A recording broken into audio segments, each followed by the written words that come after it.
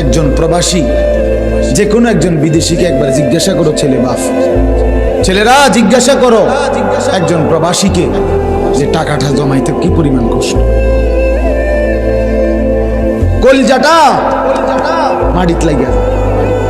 আমি নিজে দেখছি তো অসংখ্যবার হজ ওমরার মধ্যে কত মানুষ দেখলাম কি কষ্টে টাকা রোজগার করে, 12 ঘন্টা ডিউটি করে, 12 ঘন্টা টানা, ওইখানে কোনো ফাঁকিবাজি নেই।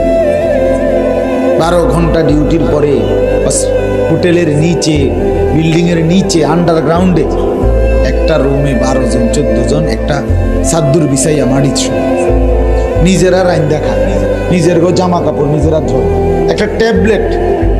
এক ছেলে একদিন আমারে কইতেছে, হুজুর আজ 11 বছর বিদেশ, একটা ট্যাবলেট জীবনে কেউ কোনোদিন নাই, কিন্তু খুললা দিন সব নিজেরটা নিজে করতে হয় হুজুর। কত সময় জ্বরে, মাথা ব্যথা, এই পাশ ওপাশ কাতরাই সারা রাত, বিবি নাই, সন্তান নাই, বাবা নাই, মা নাই, কেউ যে একটু আদর করে হাত বুলাই দিব, এই মানুষটাও নাই, ওই পাই বসে বলে না ভাই।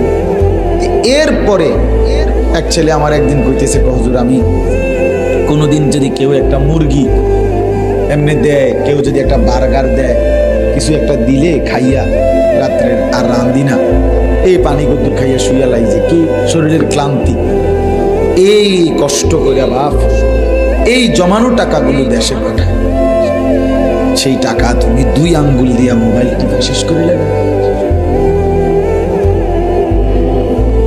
হ্যাঁ, এটার কি কোনো শেষ নাই বাবা?